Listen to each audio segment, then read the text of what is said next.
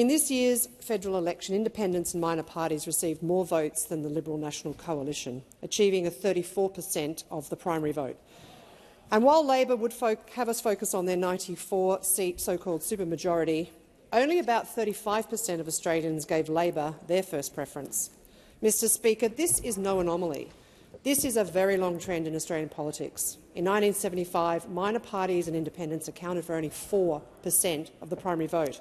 50 years later, the non-major party vote of 34% represents the highest recorded since the emergence of the two-party system. That's nearly a 9-fold increase. This is modern Australian political landscape. A third of the votes for Labor, a third for the Coalition and a third for the rest.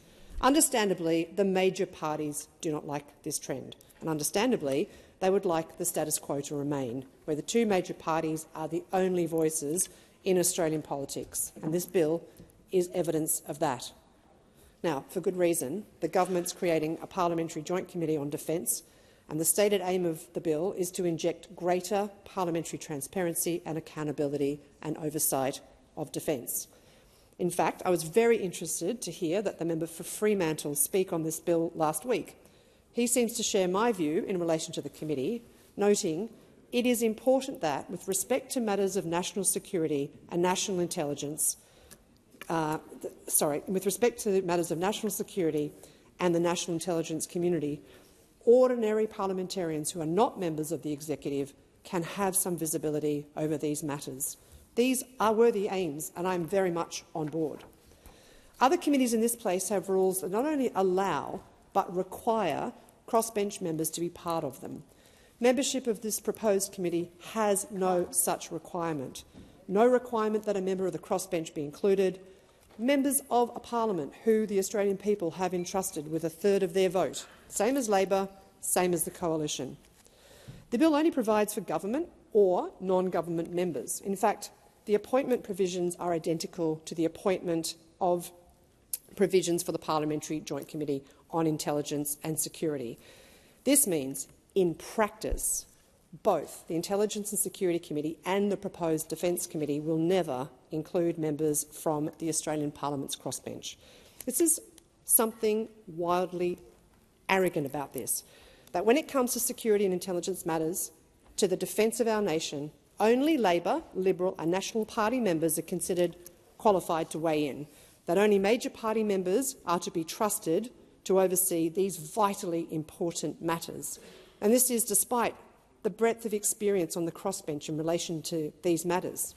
The member for Clare, for example, even the member for Clark.